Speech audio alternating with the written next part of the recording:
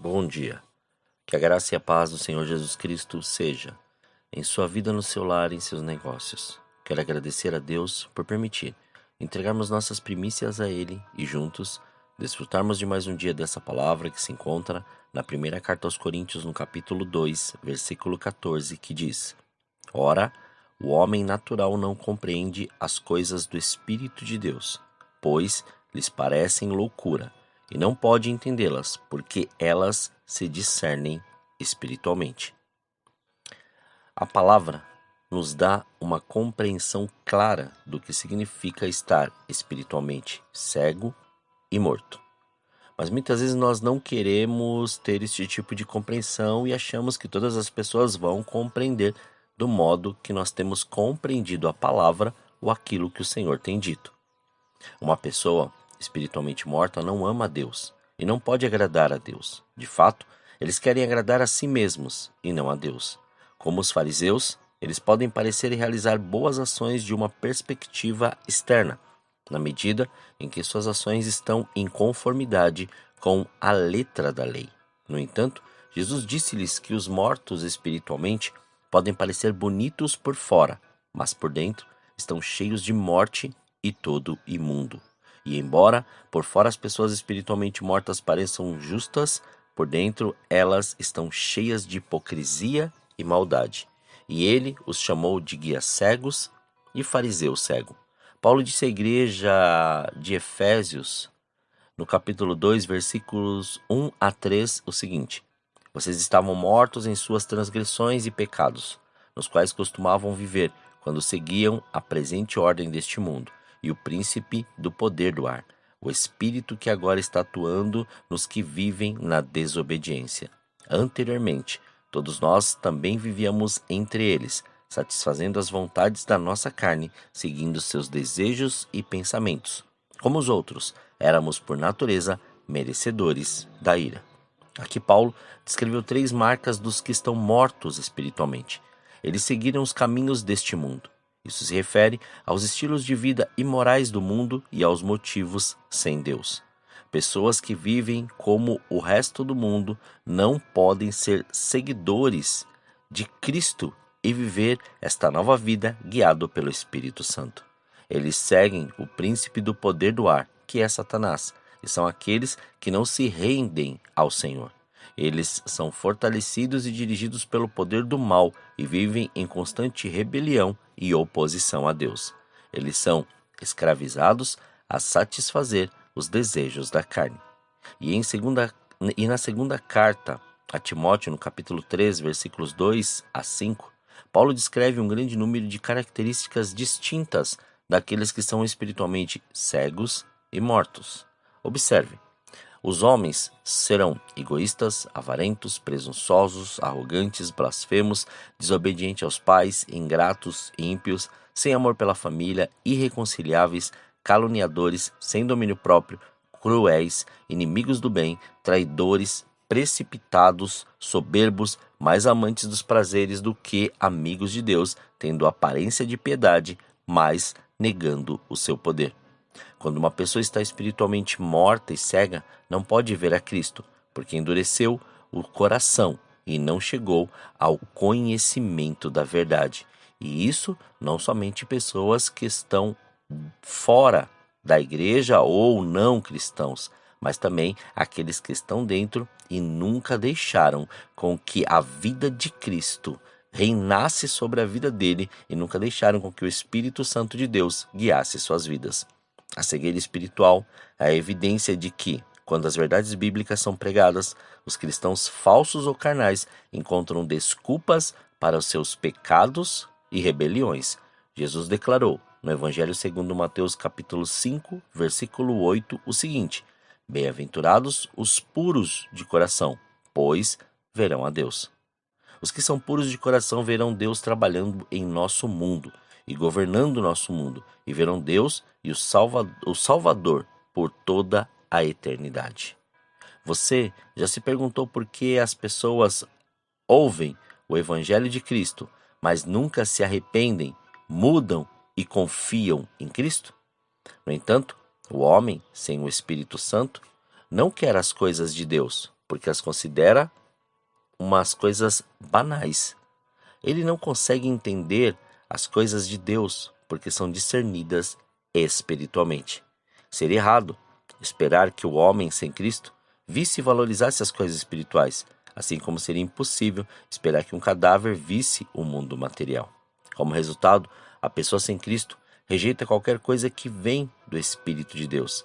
Aqueles que têm apenas os sentidos humanos nunca serão capazes de compreender as verdades espirituais da revelação de Deus sobre o pecado e a salvação por meio de Cristo ao seu povo. É impossível esperar que eles tenham a mente de Cristo quando não têm o Espírito de Deus. A única maneira de crer nas verdades de Deus, incluindo o seu plano de salvação pela fé em Cristo, é Deus comunicar essas verdades através do Espírito Santo, porque o conhecimento intelectual e o raciocínio humano não produzem fé, apenas transmitem fatos. Um homem sem Cristo está espiritualmente morto.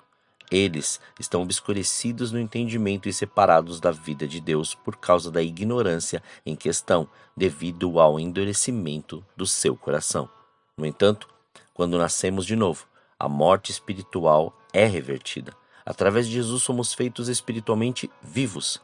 Vocês estavam mortos em suas transgressões e pecados, mas agora, em Cristo Jesus, vocês que antes estavam longe foram aproximados mediante o sangue de Cristo. Precisamos entender que as pessoas espiritualmente mortas também são cegas e surdas, assim descrito no livro de Atos dos Apóstolos, no capítulo 28, versículo 25 a 27, que diz: como o Espírito Santo disse a Isaías sobre o seu povo: vocês ouvirão, mas não entenderão, olharão, mas não enxergarão nada, pois a mente deste povo está fechada, eles taparam os ouvidos e fecharam os olhos. Se eles não tivessem feito isso, os seus olhos poderiam ver e os seus ouvidos poderiam ouvir. A sua mente poderia entender e eles voltariam para mim e eu os curaria, disse o Senhor. Porém, porque Deus amou o mundo de tal maneira que deu o seu Filho unigênito, para que todo aquele que nele crê não pereça, mas tenha vida eterna. Porque Deus enviou o seu Filho ao mundo, não para que o condenasse, mas para que o mundo fosse salvo por ele. Quem nele crê não é condenado, mas o que não crê já está condenado, porque não crê no nome do unigênito Filho de Deus. A mente incrédula está espiritualmente morta, é hostil a Deus e não se submete a Deus e não pode agradá-lo. Isso significa que a salvação não é uma questão da vontade humana, mas de Deus para dar nova vida aos que estão espiritualmente mortos. Isso significa que a salvação é do Senhor e, portanto, Ele recebe toda a glória.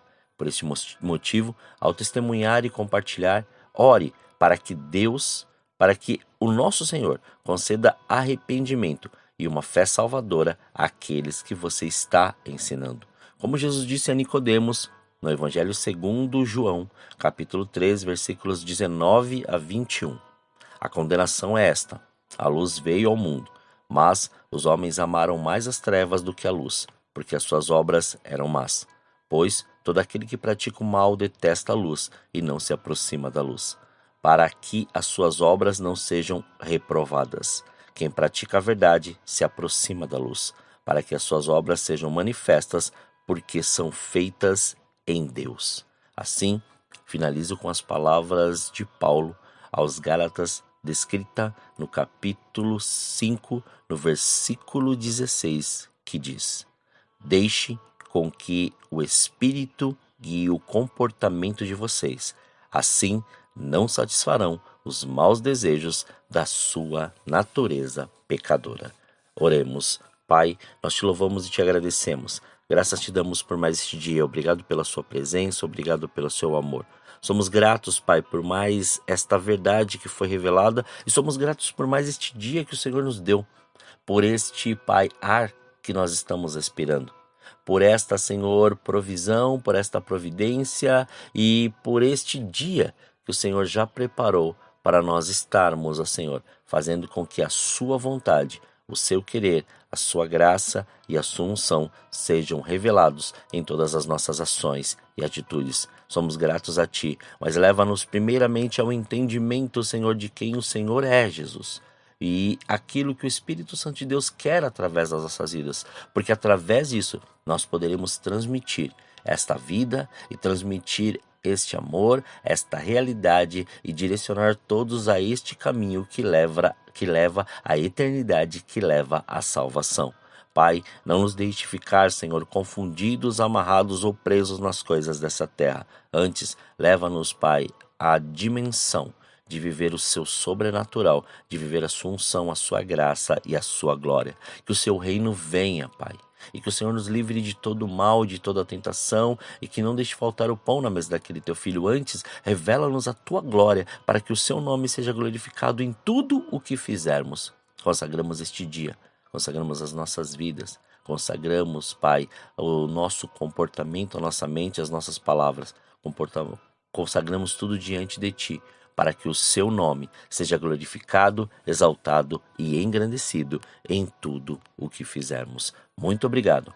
Assim oramos, agradecidos a Ti, em nome de Jesus. Amém. Que você tenha um dia abençoado na presença do Senhor. Quem vos fala é o pastor Leandro Araújo, da Igreja Apostólica Caminho de São Paulo, capital. Deus te abençoe grandemente.